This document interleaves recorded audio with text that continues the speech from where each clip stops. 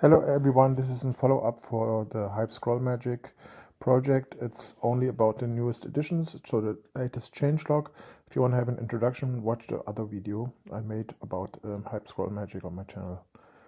So here's what I did. I have a file prepared. Here's not much in here. What I did is I created a text and a bounding group like we did last time. And that's it. So let's cover the changes. What's new? So starting here, we have this new data scroll properties.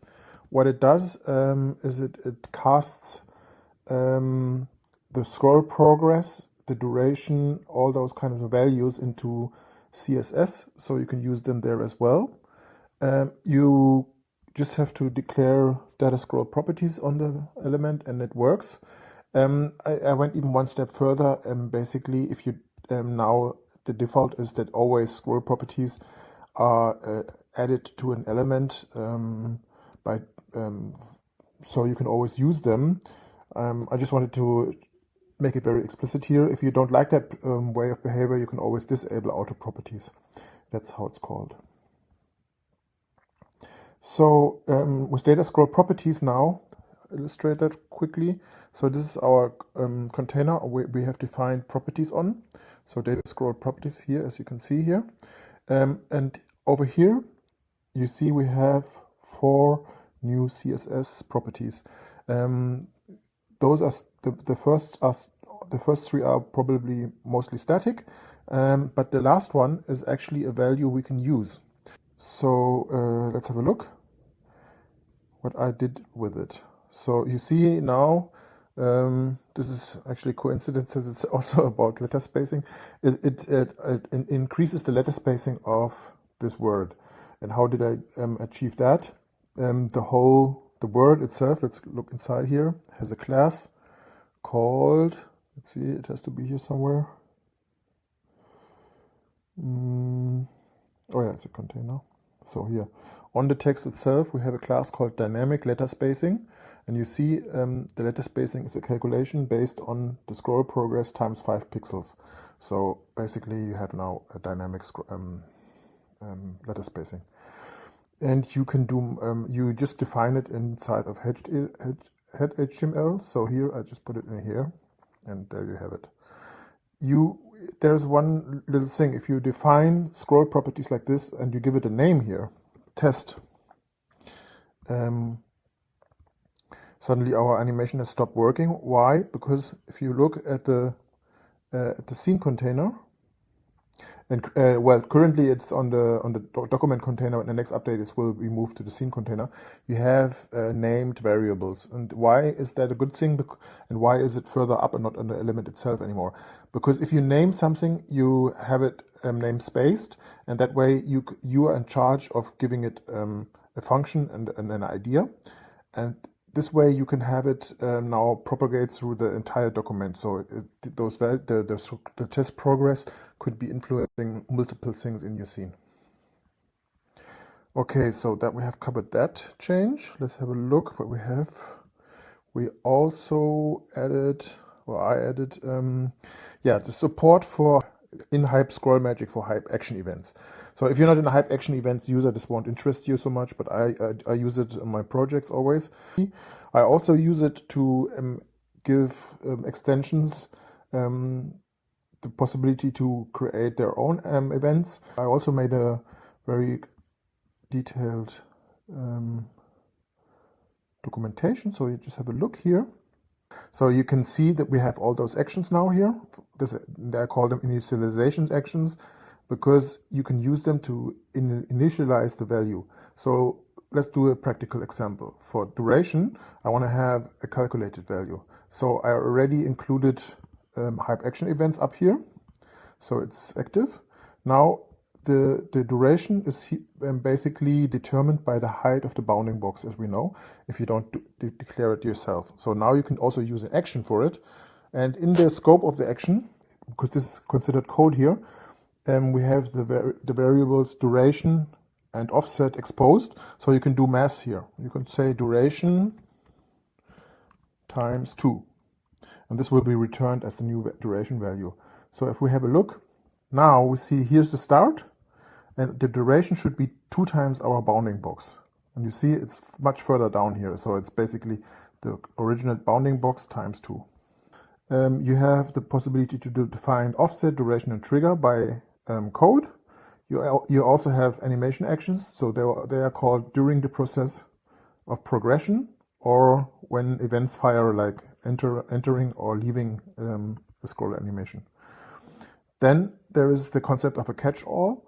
So you see those are very explicit events, and if you don't want to kind of pollute all the data attributes with defining each of them and maybe assigning pretty similar functions, or you want to have everything in one function, you can just define a catch-all data scroll action and forward maybe all the actions to a function. This would be done very easily. Just copy this.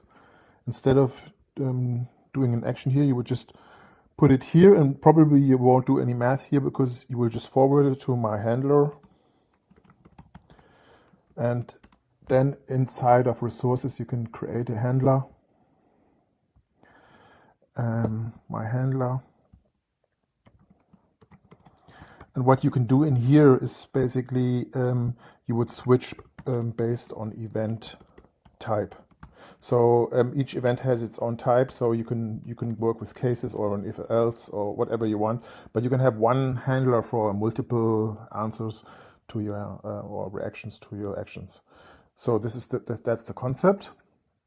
Let me remove that for now, just to make it clear. It was just an outline. Then we have the new function data element class. This is pretty nifty. So as you can see, I already have one class here just to define a transition on my background. So if you want to have a look, this class just defines that there should be some transition for the properties of background color. What we want to do now is, if we get into our scroll timeline, you can now just go here. You can define data scroll element class and say, okay, if I'm inside of my scroll timeline, please add the red class. So on the element. So I defined the red class as being a background red, and I also defined it as important to get through the inline styles from Hype and the reset. Sometimes they get in the way. So if we preview this now, you see now you ask yourself, okay, those classes are defined directly on the element. If you have a look, you see that we have the class red here. If we leave the zone, the class red is removed from here. So if you want to influence other things in the scene, there's a way to actually also add classes to your scene up here. This is done through data scroll scene class. So in this case, we hop over here, and you can just define your class here and whatever. And then we can have a look. So now this scene is active here, and you see that on our scene up here we have the whatever class. The good thing about this is now you can have like elements that are completely unrelated to this scrolling scene now light up or underline or do whatever just because they're in the scene. Okay, let's move on. What have we? Yeah, this is a little side note. You have now these general behavior callbacks for custom behavior. Before we had only the specialized ones because there are like 4. I also made just a simple behavior callback called enter and leave if you use those. And this, we're only using properties. We're not really controlling any timeline here.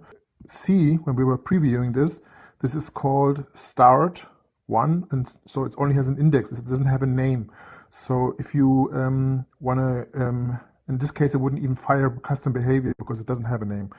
So this is also new. You can say scroll name, and you can say my scroll. Okay, and so this is now our name. So now you can see this called start my scroll, start end my scroll, and also the behaviors now are pre-appended with this identifier. Yeah, there's also the concept that in the last project I've been working in, I had to modify the duration and the offset quite often, and I didn't want to always rely on doing calculations in Hype Action events. I did that often, but I thought this should also be possible for people that don't include Hype Action events up here. And a basic version of modifying duration is also included now.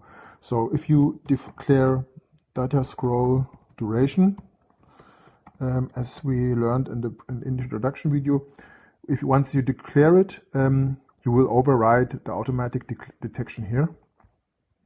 So if you say my duration is only 100 pixels, you will see now that the start and the end is, here's the start, here's the end, it's only 100 pixels. So what you can also do now is you can say a percentage. The percentage basically works this way. It first detects the bounding box, and then the percentage is taken from that. So if you have 100%, it would be exactly this box. If you, the good thing is now you can also say 200%,